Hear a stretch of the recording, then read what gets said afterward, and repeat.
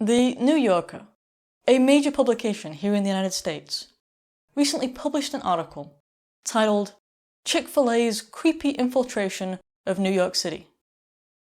You might be wondering, what's creepy about Chick-fil-A, a restaurant chain, opening locations in New York City? Well, according to the author of the article, it's the pervasive Christian traditionalism of Chick-fil-A, because its owners are Christian. That's an actual quote. Pervasive Christian traditionalism. I don't see what's bad about traditional Judeo-Christian values, but this author does, and it's noteworthy because the modern left does. This has become a calling card of theirs, if you like. It's become one of the things that they actually talk about, one of the things they believe, and I think they've believed it for a while, that Christianity is bad, that is, but they haven't been willing to say so as boldly as they are now. For example, do you think that this author would have felt as comfortable writing that a restaurant chain's infiltration was creepy if that restaurant chain was owned by Muslims, or Hindus, or any other religious group? I don't think so. But it's become politically correct to attack Christianity. The author of this article thought it was problematic that Chick-fil-A closed on Sundays because it reminded him that it was Christian. So you can't walk into a Chick-fil-A and look around and see crosses everywhere and pictures of Jesus, no. It's not like you're walking into a church, it just looks like any other restaurant. It just happens to be owned by Christian people who hold Christian values. The author of the article also lamented that there's a statue at Chick-fil-A's headquarters. A statue that disturbed him.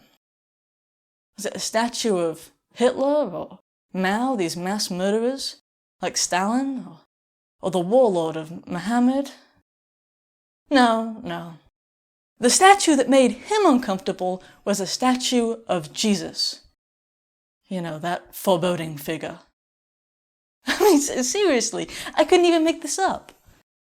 He also found issue with the fact that Chick-fil-A's mission statement still contains "to glorify God."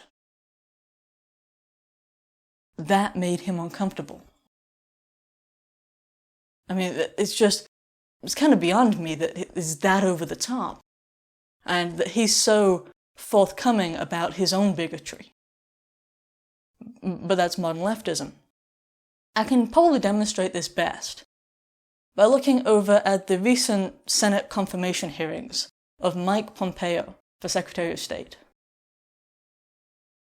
Senator Cory Booker, who is a Democrat, asked him several questions, but one of which was, do you believe gay sex is a perversion, yes or no? And he asked him this several times. Of course, Mike Pompeo is Christian, and in the Bible, it clearly says that that is a perversion, that it is an abomination. But it's not okay to be Christian anymore. I guess in a sense, what Senator Cory Booker was trying to push is that it's not okay to be a Christian and be involved in government.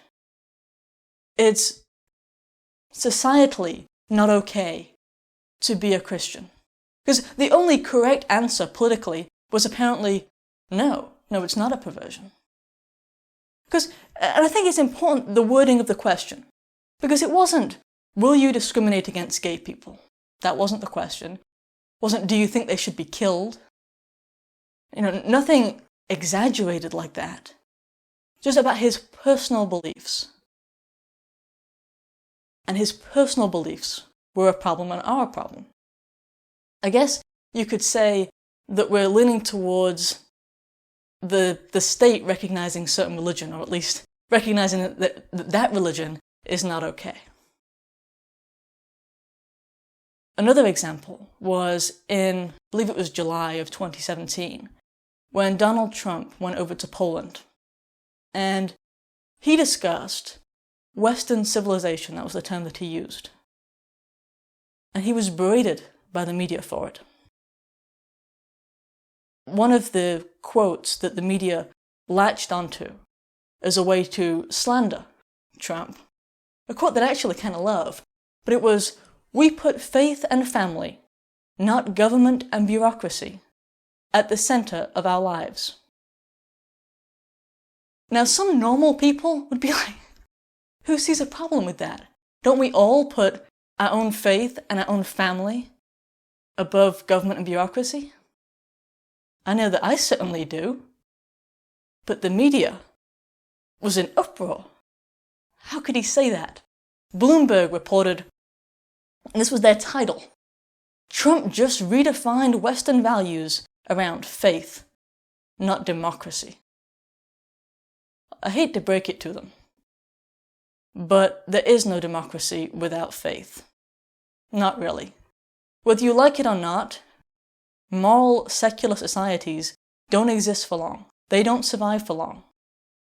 Without a Christian foundation, without that Christian, or Judeo-Christian at least, backbone, the societies veer off, just like what's happening over in Europe. That were once Christian and then became secular, and now they're being overrun by, well, frankly, Islamic people, and they don't have the moral courage to say this is wrong, about any number of things that's going on over there. I guess, in a sense, having a Christian backbone means that not only you know right from wrong, but I think it gives you a sense of courage to speak out and say this is right and this is wrong. Because when you have communistic societies too, they're anti-Christian. The two are antithetical. They don't really go together. When you have a communist society, as soon as communism starts, they start arresting and getting rid of the Christians. Communism is itself its own faith, as is, I guess, statism. As we hear in the US with the left and their attempts to move towards socialism and communism and an all-encompassing bureaucracy, that's what you've got. They want their own religion. And this idea of smearing Christianity and the values that are presented within it. Even if you're not a Christian, you ought to be able to accept that Judeo-Christian values are what Western civilization was built upon, and that Western civilization is good. If you're just intellectually honest, that's all I'm asking for here, you should be able to recognize that. But this idea of smearing Christianity goes with smearing our history. And you're seeing this a lot now in the colleges.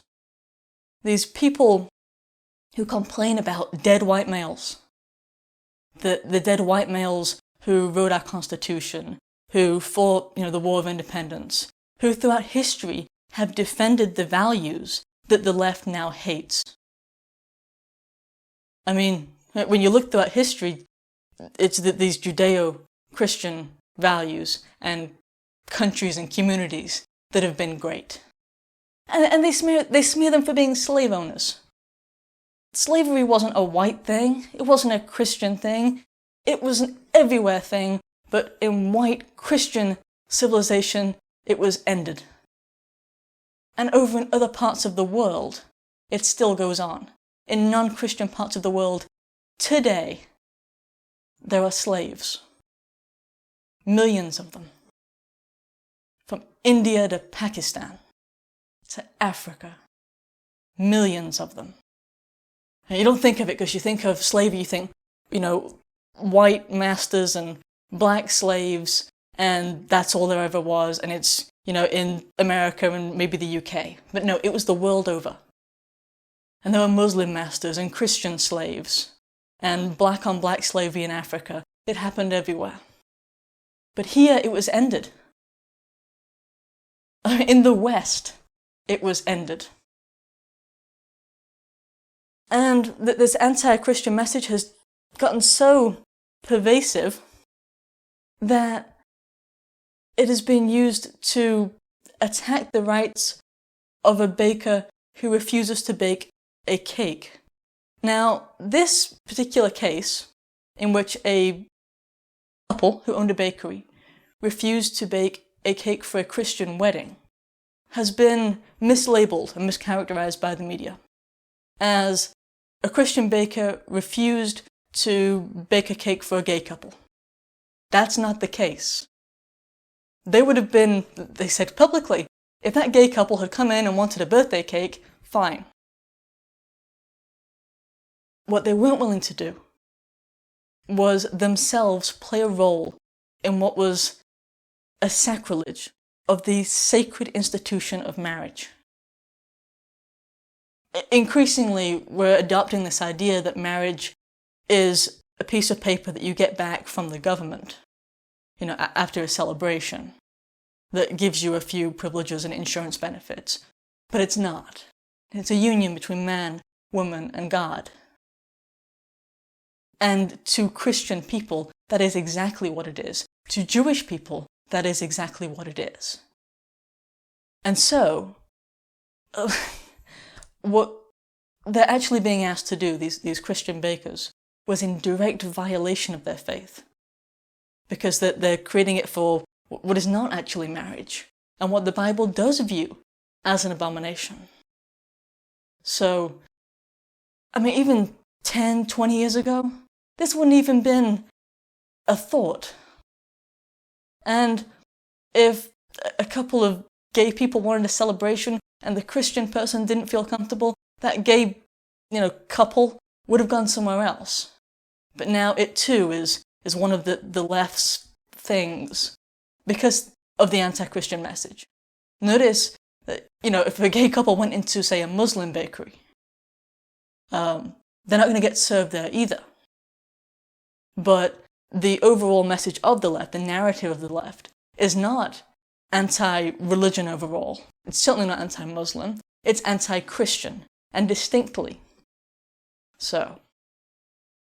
And in a way, I miss the left, what it used to be, as a kind of balancing act when the right is overzealous. Like during the Bush era, when the Patriot Act and several other kind of anti-privacy laws got pushed through, the left was there screaming about it. And I think they were right to do so. And in some cases back then, it might have been okay to support individual Democrats. There might have been individual good people. But now it's no longer like right and left, it's just right versus wrong. It's become so extreme. They say, a lot of people say, that insanity is doing the same thing over and over again, expecting a different result. Or what they're pushing for, their utopia. It's been pushed around the world. You've got communism in all these different countries, and you can see what has happened, the death toll. You can look at Venezuela for a socialism example of, more recent years. You can look right here, in the US, and you look at the most, I don't want to say liberal, because they're not really liberal anymore, but you can look at the leftist cities and policies of California, of Chicago, of Detroit, of LA, of New York City. And you can see these places imploding.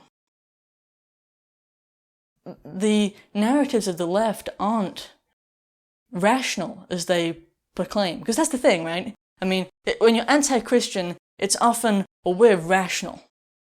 We're just, pro-science, even though they ignore the other religions. But even when they're attacking Christianity, it's all about how reasonable and rational they are and how their policies are good. But are they good? Do they actually do good? A lot of them, I will admit, sound good on paper. But when they're implemented, destroy communities, the welfare system being a primary example of that.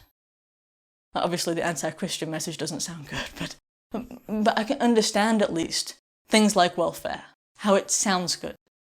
You look at gun rights, I can at least understand to some degree where they sometimes come from, but when you actually implement them, they're evil. I don't know what else to call it, and that's fitting because Because evil is the opposite of Christianity. That's all there is to it, really. Like I said, it's no longer right versus left. It's very much right versus wrong. And I hope that this will help explain that. But anyway, if you like this video, please like it and subscribe. If you do subscribe, hit the bell, otherwise YouTube won't notify you. I'll also put a link in the description that you can use to subscribe in other ways that you're much more likely to actually get notified when I put new videos out. If you could also share this with your friends, that would be awesome. Thank you.